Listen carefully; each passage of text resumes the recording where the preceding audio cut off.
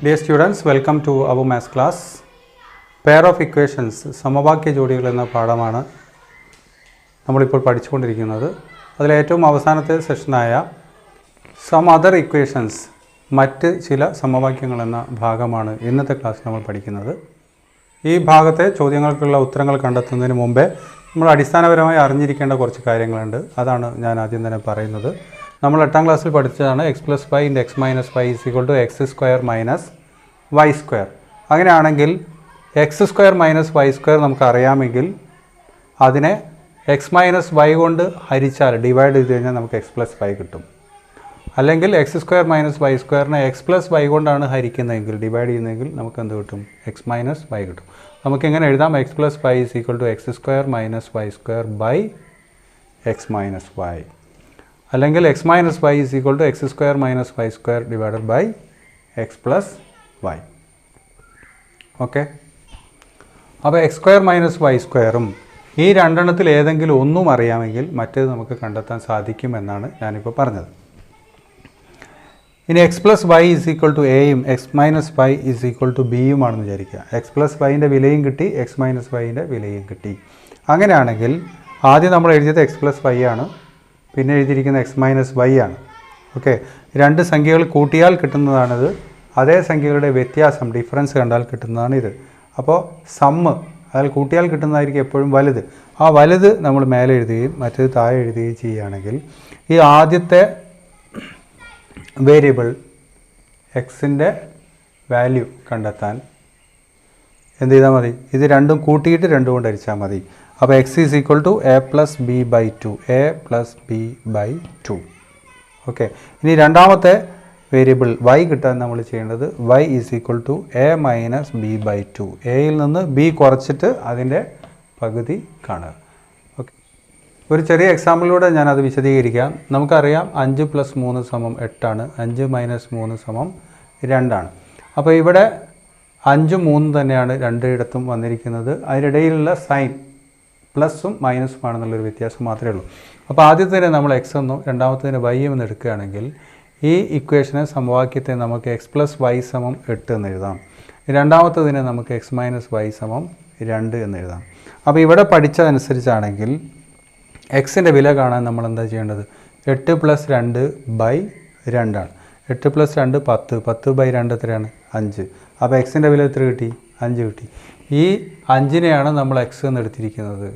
അപ്പോൾ x = 5 എന്ന് കിട്ടിയത് ശരിയായി. ഇനി y കാണാൻ നമ്മൾ എന്ത് ചെയ്യുന്നു? 8 - 2 / 2, 8 - 2 6, 6/2 3. അപ്പോൾ y എത്രയാണ്? 3 ആണ്. അപ്പോൾ ഇവിടെ y ആയിട്ട് നമ്മൾ എടുത്തിരിക്കുന്നത് ഏതാണ്? 3 ആണ്. ഇത് വ്യക്തമായി മനസ്സിലാക്കി കഴിഞ്ഞാൽ നമുക്ക് ടെക്സ്റ്റ് ബുക്കിലെ ഇപ്പോൾ ഡിസ്കസ് ചെയ്യുന്ന സെഷനിലെ ആദ്യത്തെ എക്സാമ്പിൾ ചെയ്താൽ വളരെ വേഗം മനസ്സിലാവുന്നതാണ്.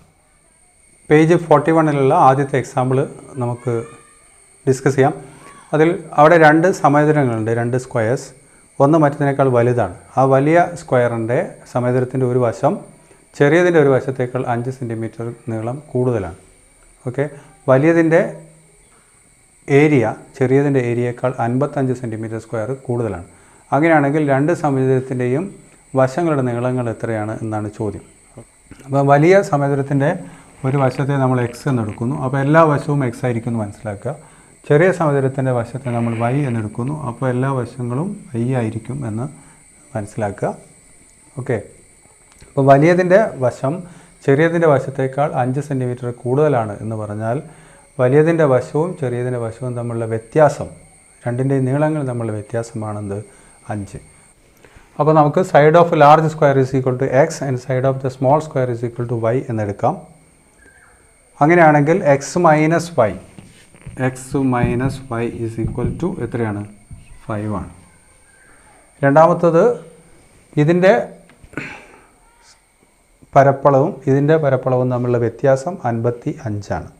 ഓക്കെ, ഇതിൻ്റെ ഏരിയയും തമ്മിലുള്ള ഡിഫറൻസ് 55 ആണ്. അപ്പോൾ ഇതിൻ്റെ ഏരിയ എന്ന് പറഞ്ഞാൽ x², ഇതിൻ്റെ ഏരിയ y². അപ്പോൾ x² minus y² is equal to 55.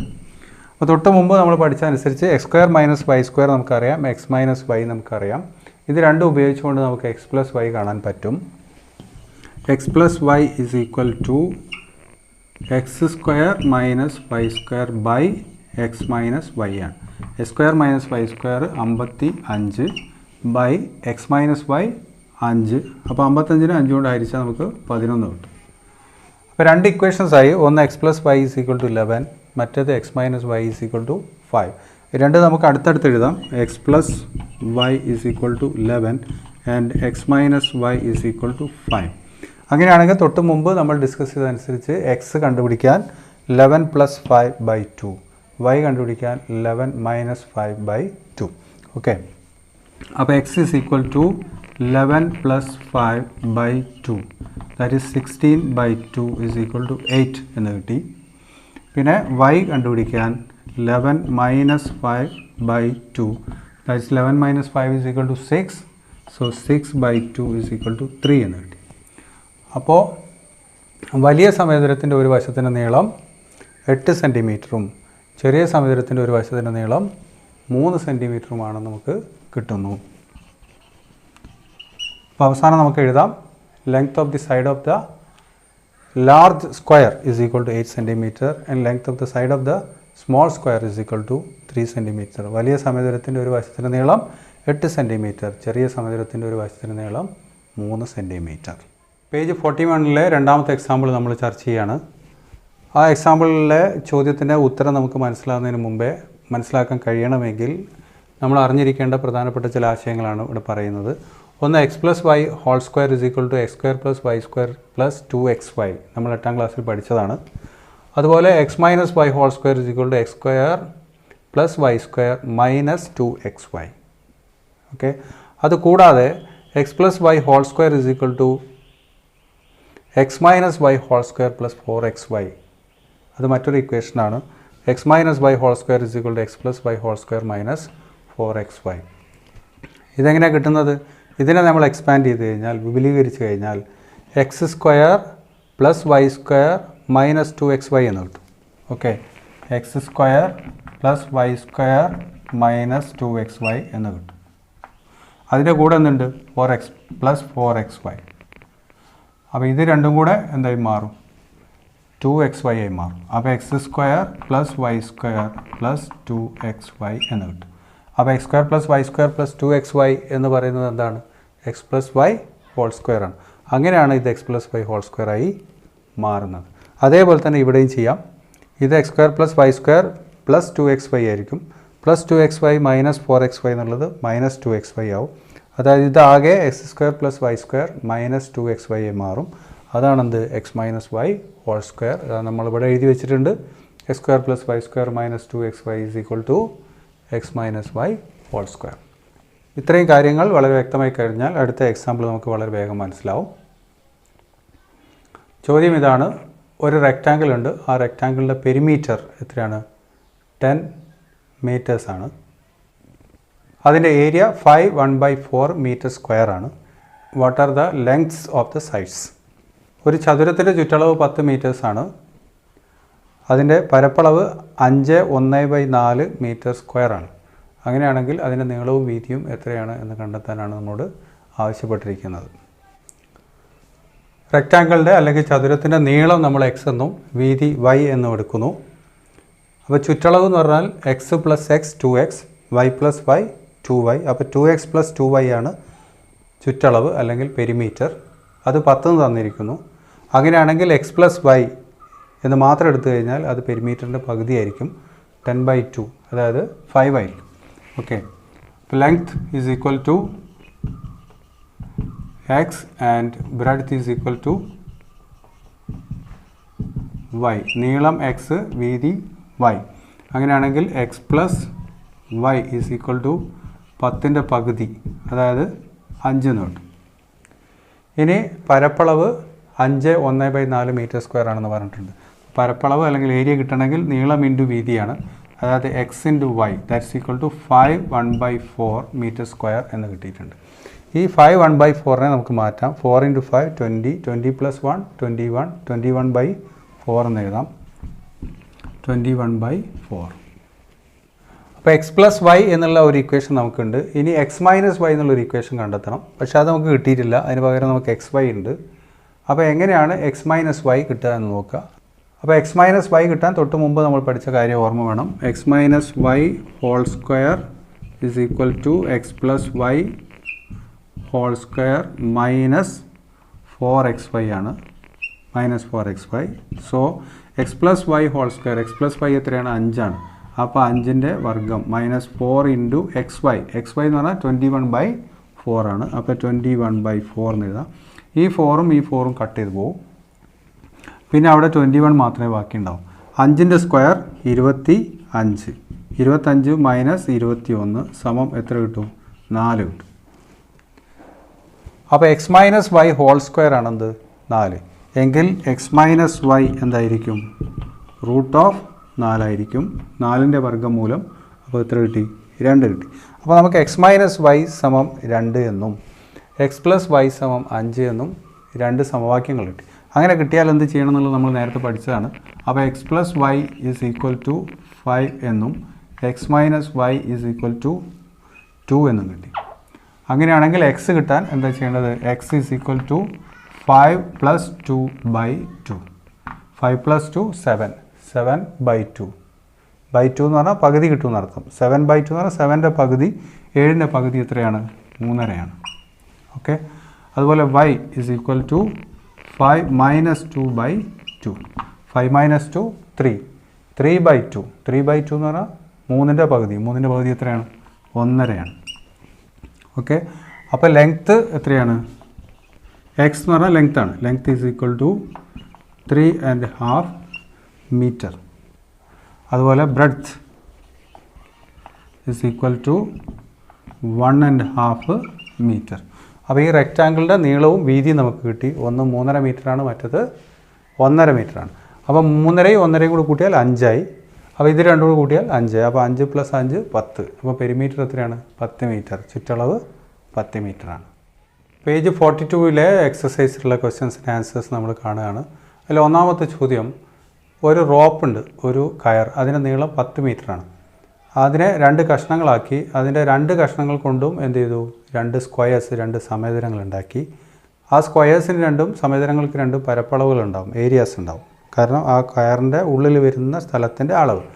Okay. ആ ഏരിയാസിൻ്റെ ഡിഫറൻസ്, സമചതുരങ്ങളുടെ പരപ്പളവുകളുടെ വ്യത്യാസം എത്രയാണ്? 1/4 മീറ്റർ സ്ക്വയറാണ്. 1.25 മീറ്റർ സ്ക്വയറാണ്. അങ്ങനെയാണെങ്കിൽ ആ കയറ് എങ്ങനെ മുറിക്കണം? അതായത് കയറിൻ്റെ 2 കഷ്ണങ്ങളുടെ നീളങ്ങൾ എത്രയൊക്കെ ആയിരിക്കണം എന്നാണ് ചോദ്യം. അപ്പോൾ ഇതാണ് ആ കയറ് എന്ന് വിചാരിക്കുക. അതിന് നീളം 10 മീറ്റർ. 2 സ്ക്വയറിനും ഒരേ വലിപ്പമല്ല ഉള്ളത്.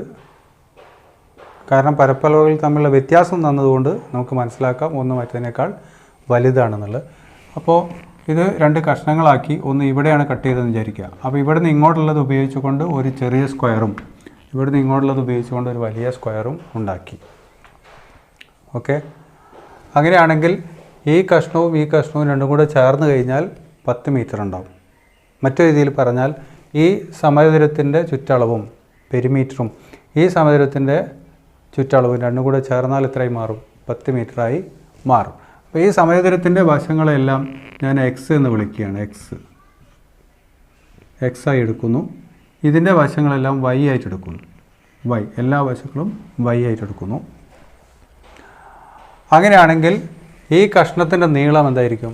4x ആയിരിക്കും. 4x. ഇതിൻ്റെ നീളം 4y ആയിരിക്കും. അപ്പോൾ 4xഉം 4yയും കൂടെ ചേർന്നാൽ എത്രയാവും? 10 മീറ്ററായി മാറും. ഓക്കെ.